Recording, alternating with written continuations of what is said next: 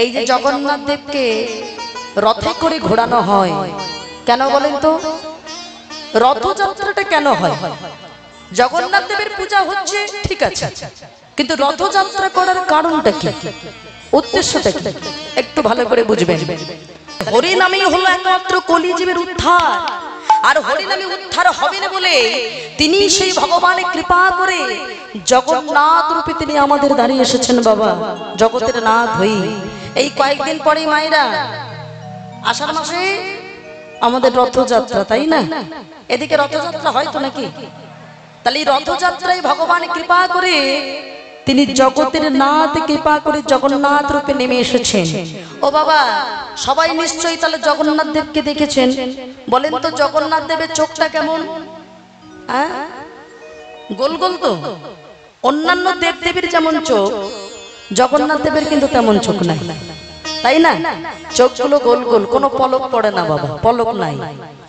অন্যান্য দেব দেবীর বা মানুষের চোখটা পদ্মের মতো, আর জগন্নাথ দেবের চোখটা দেখবেন গোল গোল, কোনো পলক নাই। কেন? ভগবান বলেন আমি অপলক দৃষ্টিতে ভক্তের দিকে তাকিয়ে থাকি। আমরা সবসময় ভগবানের কাছে মন্দিরে যাই, কিন্তু ভগবান নিজেই রথে চেপে ভক্তের মাঝে এসে দাঁড়ান। বাবা অপলক দৃষ্টিতে চেয়ে থাকেন। তিনি ভাবেন আমার যদি চোখের পলক পড়ে গেলে একটা সেকেন্ডের মধ্যে আমার ভক্তবাসীর জগৎবাসীর যদি কোনো ক্ষতি হয়, তাই তিনি জগন্নাথ অপলক দৃষ্টিতে তাকিয়ে আছেন। এই যে জগন্নাথ দেবকে রথে করে ঘোরানো হয় কেন বলেন তো? রথযাত্রাটা কেন হয়?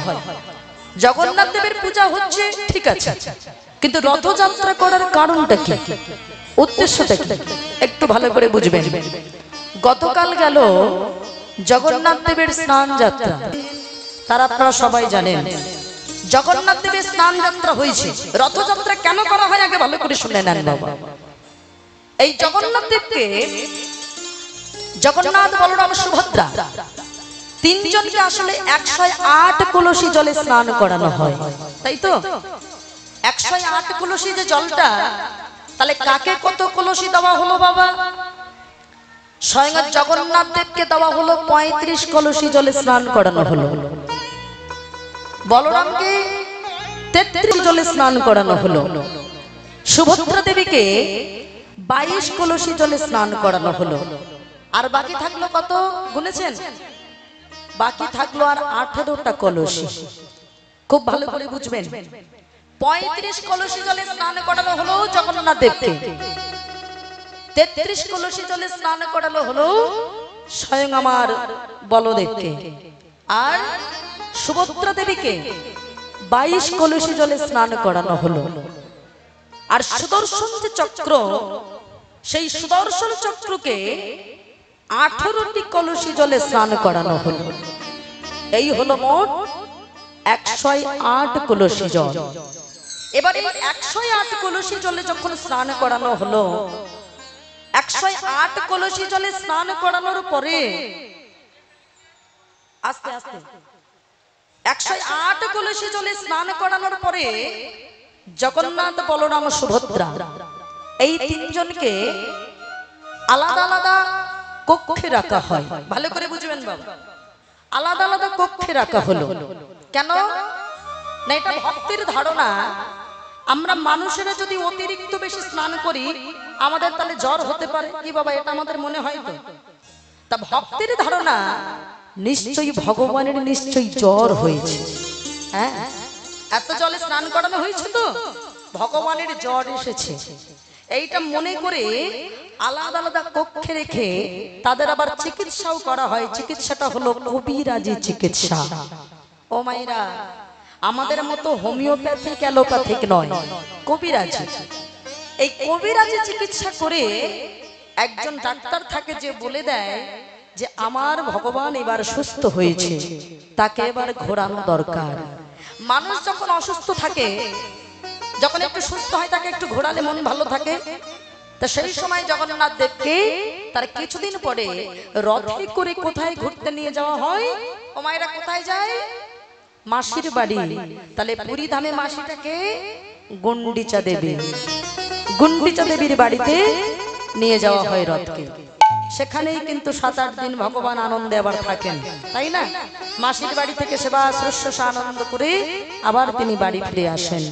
এবার প্রশ্ন, রথযাত্রা কেন করা হয় সেটা তো আমরা জানলাম, কিন্তু বাবা রথের উপরে কতজন থাকে? জগন্নাথ থাকেন, আর কে থাকেন মায়েরা? বলরাম থাকেন আর সুভদ্রা থাকেন। আচ্ছা বলেন, প্রত্যেকটা লীলায় আমরা দেখেছি ভগবানের সঙ্গে দাদা বলরাম সেটা মানা গেল, তাই তো? বোন সুভদ্রাটা কেন থাকে কি বলেন বাবা? রথের উপরে 3 জন থাকার একটা কারণ তো নিশ্চয়ই আছে। এখানে শুনেছি বিকেলবেলা প্রভাসযোগ্য লীলা হয়েছে, হয়েছে তো? যারা শুনেছেন আর কি, প্রভাসযোগ্য লীলা ছিল ভগবানের অন্তিম লীলা। আর এই অন্তিম লীলায় আপনারা সবাই লীলাটা জানেন যারা আস্বাদন করেন, যে লীলার শেষে কি হয়েছিল? ভগবান যখন বৃন্দাবন ছেড়ে মথুরায় গিয়েছিল, সেখানে দৈবকী মা বলেছিল কৃষ্ণ আমার অষ্টম গর্ভের সন্তান, ও আমার ছেলে। মা যশোমতী গিয়ে বলেছিল গোপাল আমার ছেলে। তখন কি হলো মা? সভাসদগণ বলে বসলো একটা ছেলের তার 2টো মা হয় না। মা হওয়া কি মুখের কথা? যে মা না বোঝে সন্তানের ব্যথা। কি করলেন? বলে তাহলে প্রমাণ হবে মাঝখানে শতপুরু বস্ত্র টানিয়ে দেওয়া হবে। ওই শতপুরু বস্ত্রের ওপারে থাকবে 2 মা আর এপারে থাকবে আমার ভগবান। এখন ওই 2 মায়ের ভিতর থেকে যে নিজের দুগ্ধ আমার গোবিন্দের মুখমণ্ডলে দিতে পারবে সেই হবে সত্যিকারের মা, তাই তো? প্রমাণ হয়েছিল কি? দৈবকী মা তার 1 ফোঁটা দুগ্ধ দিতে পারেনি, কিন্তু যশোমতী মা পেরেছিলেন। কারণ তিনি জন্ম না দিলেও তিনি কিন্তু পালনটা করেছিলেন বাবা। যখন আসল প্রমাণ হয়ে গেল, এবার ঘরে ফিরে এসেছে। আস্তে ভগবানের যে বাবা স্ত্রীগণ ছিল সহধর্মিনী, সত্যভামা, রুক্মিণী, জাম্ববতী, তারা সবাই তখন ঘিরে ধরেছে মা যশোমতীকে, যে মা আমরা তো জানলাম যে আমাদের গোবিন্দ ছোট থেকে তোমার কাছে লালন পালন হয়েছে, তাহলে তুমি তো আমাদের বধূর, সমস্ত লীলা মাধুর্য তুমি জানো, তাই ছোট থেকে বড় পর্যন্ত যা লীলা মহিমা রয়েছে সব যদি তুমি আমাদের কাছে একটু বর্ণনা করো। মা যশোমতী বলে বসলো, দেখ আমি যে আমার ছেলের কথা, লীলার কথা নিজে মা হয়ে মুখ থেকে যদি বলি, সেটা যদি আমার ছেলে শুনে পেলে সেটা কেমন লাগে না? তাই সুভদ্রাকে বলছে, সুভদ্রা তুই দরজার ধারে একটু ভালো করে দাঁড়িয়ে দেখ তো, পাহারা দে, যাতে তোর 2 দাদা যাতে আসার আগে তুই আমাকে বলে দিবি যে দাদারা আসছে। এখন সুভদ্রা কিন্তু দরজার ধারে পাহারা দিচ্ছে। মায়েরা মন দিয়ে শোনেন, রথের উপরে 3 জনে কেন, এটাই কারণ।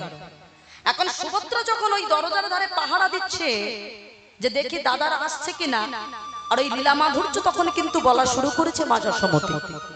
যখন শুরু করেছে, হঠাৎ ভগবান অন্তরে বুঝতে পেরে, আর যেই না সামনে এসে দাঁড়িয়েছে জগন্নাথ আর বলরাম, যেই না সামনে এসে দাঁড়িয়েছে, সঙ্গে সঙ্গে সুভদ্রা যেই না বলে দিতে যাবে যে মা দাদারা এসেছে, তুমি এবার চুপ করো, কথাটা বলার আগেই বাবা ভগবান সুভদ্রার মুখটা চেপে ধরেছে, চুপ কর। আরে বল, আমার লীলা মাধুর্য তুই একা শুনবি? আমার মা যে এত সুন্দর করে আমার লীলা মাধুর্য বর্ণনা করছে, আমরা 2 ভাই শুনবো না? তা চল, কিছু বলতে হবে না, আমরা 3 ভাই বোন বরং দাঁড়িয়ে আমাদের লীলা মাধুর্য গুলো একটু মায়ের মুখ থেকে শুনি। হ্যাঁ গো বাবা, ভগবানের তো ওটাই স্বাদ, ভক্ত যদি তার কথা বলে তার মনে বড় শান্তি হয়। এখনো দাঁড়িয়ে দাঁড়িয়ে যখন শুনছে না, নিজের লীলার কথা শুনতে শুনতে ভগবানের সারা শরীরটা যেন সংকোচন হয়ে যাচ্ছে। হাতগুলো সামনের দিকে সংকুচিত হয়ে আসছে, ছোট হয়ে যাচ্ছে, চোখগুলো বড় বড় হয়ে যাচ্ছে। হঠাৎ নারদ মুনি সেখানে গিয়ে বলে বসলো, প্রভু এ তোমার কি রূপ দেখছি? তোমার হাতগুলো সামনের দিকে সংকুচিত হচ্ছে, চোখগুলো গোলাকার হচ্ছে, এ কি রূপ? ভগবান বললেন, নারদ তুমি চিন্তা করো না, একদিন আমার লীলা মাধুর্য তুমি এইভাবেই দেখতে পাবে। আমি জগতের মাঝে একদিন এমন রূপে, জগন্নাথ রূপে আমি সবার দ্বারে দ্বারে নিশ্চয়ই আসবো। আর সেদিন তুমি আমার এই রূপটা তুমি ঠিক দেখতে পাবে। আর যেহেতু তিনজনে দাঁড়িয়ে ছিল বলে এই জগন্নাথ, বলরাম, সুভদ্রা মায়েরা এই তিনজনে আজকে রথের উপরে দাঁড়িয়ে থাকেন। আর সেই রূপে যেহেতু ভগবান কথা দিয়েছিলেন আমি জগন্নাথ রূপে এই রূপেই আসবো, তাই তিন ভাই বোনই রথের উপরে দাঁড়িয়ে থাকে বাবা। তাই কৃপা করে ভগবান তিনি আমাদের দ্বারা জগন্নাথ রূপে এসেছেন। তিনি বললেন, রাম আদি অবতার ক্রোধেন না অস্ত্রধার, অসুরে করিলা সংহার, এবি অস্ত্র না ধরিব, প্রাণে কারো না মারিব, হরি নামে চিত্ত শুদ্ধি করিব সবাকা। আমি কাউকে আর মেরে ধরে নয়, ভালোবেসে সবার দ্বারে প্রেম বিতরণ করব। কারণ যদি পেতে চাও কিছু আগেই হও নিচু। যদি মনে করো তুমি কিছু পাবে তাহলে তোমাকে নিচু হতে হবে। সাধুগুরু বৈষ্ণবের চরণে মাথা নোয়াতে হবে। কেন মাথা নুইয়েছিল কে? যুধিষ্ঠির পর্যন্ত নিজে জেঠিমা গান্ধারীর পায়ে হাত দিয়ে প্রণাম করে বলেছিল, বড় মা গো, যুদ্ধের দুদিন বাকি, তুমি কৃপা করো, আশীর্বাদ করো। গান্ধারী বলেছিল, তুই আমার শত্রু, তবে কেন এসেছিস আমার সামনে? আমার 100টা ছেলের সাথে তোদের 5 ভাইয়ের যুদ্ধ হবে, তার মানে তোরা হলে আমার শত্রু, তাহলে কেন এসেছিস আমার কাছে? বলেছিল, বড় মা গো, তুমি আমাকে শত্রু ভাবলেও আমি তোমায় ভাবি না। কারণ সংসারে যারা জেঠিমা হয় তারা তো বড় মা হয়। কি গো মায়েরা, তাই তো? আমার মায়ের থেকেও তুমি বড়।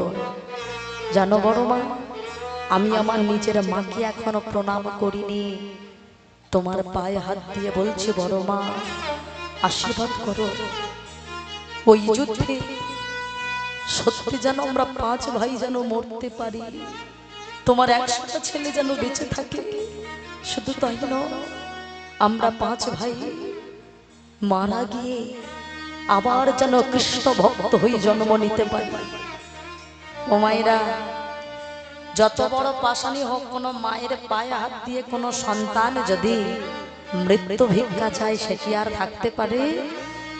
গান্ধারী বুকের ভিতরে জড়িয়ে ধরে বলেছিল, যুধিষ্ঠির রে, আমি তোকে শত্রু বলে দূর করে তাড়িয়ে দিলাম, তুই আমার পায়ে হাত দিয়ে মৃত্যু ভিক্ষা চাইলি বাবা। আমি তোকে আশীর্বাদ করছি, তোর মৃত্যু হবে না। এই যুদ্ধের পরিণতি কি হবে জানিস? ধর্মপক্ষের হবে জয়, অধর্মের হবে পরাজয়। তাই গৌর হরি বল। গান্ধারী খুব ভালো করেই জানতো তার 100টা ছেলে অধর্মের হয়ে লড়াই করছে, ধর্মের হয়ে লড়াই করছে পঞ্চপাণ্ডব। তা সত্ত্বেও মা হয়ে মুখ থেকে আশীর্বাদটা বার হয়ে গেল, ধর্মের হবে জয়, অধর্মের হবে পরাজয়। আমরা তোমার সনাতন ধর্মের মানুষ বাবা, আমাদের কর্তব্য কি? হাতে করো কাম, মুখে করো না, নাম করতে ভুলবো না। সবাই তুমি বাহু তুলে একসঙ্গে তালে তালে বলবো, পথ চলিতে আর বলিতে তোমরা গাহো গাহো কৃষ্ণের নাম, মধুর নাম হরি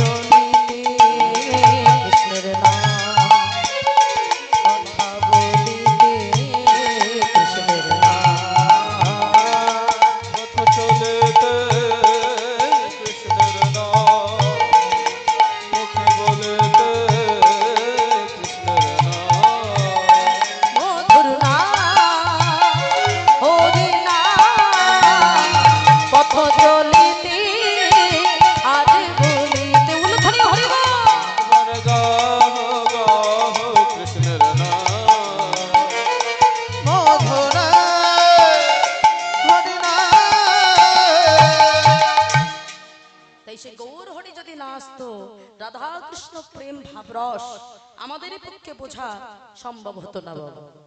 কলিযুগের মানুষ কখনো জানতো না মধুর বৃন্দ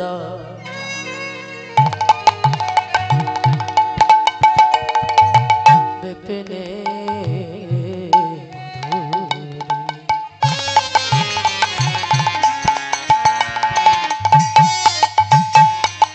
প্রবেশ চতুরেশা মধুর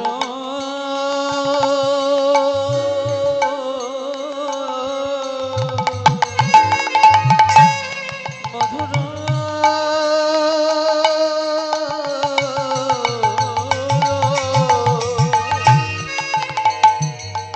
মধুর বৃন্দ বিপিনে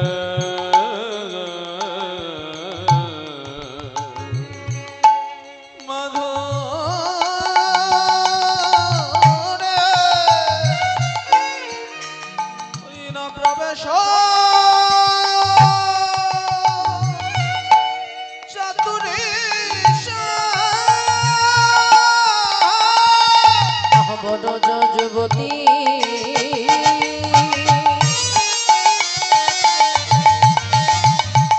ভাবের ভাকুতি শক্তি হইত শক্তি হইত উলুধ্বনি উলুধ্বনি হরি বল হরি বল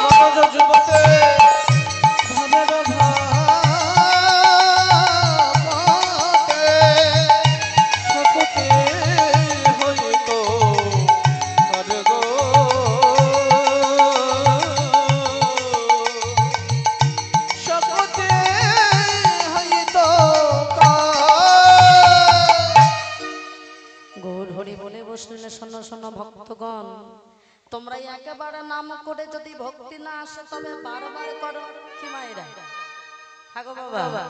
দেখবেন আমরা অনেকে সংসারের জন্য কাঁদতে পারি কিন্তু গৌর গোবিন্দের নামে সবার আমাদের চোখে জল আসে না। তাই বললেন একবারে নাম করে যদি ভক্তি না আসে তবে বারবার করো, দেখবেন একদিন অন্তরে তোমার ঠিক ভক্তি আসবে, আর ভক্তি আসা মানেই তোমার মুক্তি আসবে। কি বাবা তাই তো? তাই একবার নয় বারবার করো। তোমরা গাও পূর্ণ পূর্ণ শ্রী গৌরাঙ্গের গুণ, গাও পূর্ণ শ্রী গৌরাঙ্গের গুণ, গাও পূর্ণ পূর্ণ শ্রী গৌরাঙ্গের গুণ, গাও পূর্ণ পূর্ণ শ্রী গৌরাঙ্গের গুণ, চরণ করিয়া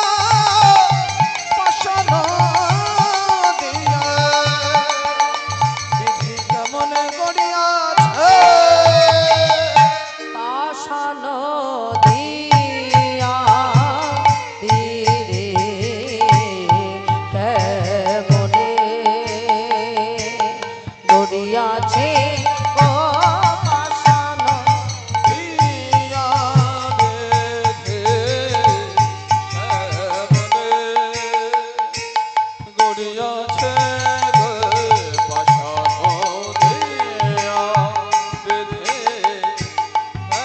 মনে করিয়াছে গো পাশানো দিয়া বেঁধে মনে করিয়াছে গো পাশানো দিয়া বেঁধে তাই গো হরি বল, হরি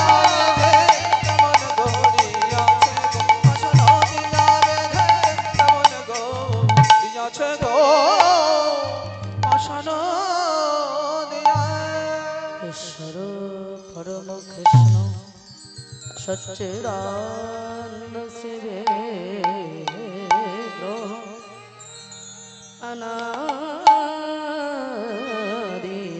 গোবিন্দ সর্বকরণের কারণ শ্রীকৃষ্ণের জাতি সর্বর্তমান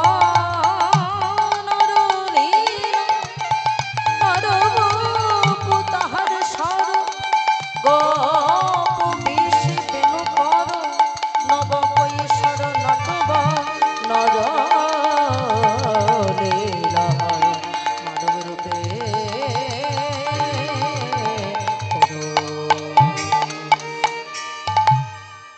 মধুমাস ধাম বৃন্দাবন। এখন বৃন্দাবনে যেতে গেলে আমার মায়ের একটু জোরে জোরে জয়ধ্বনি করে ফেলুন সবাই, জয়ধ্বনি।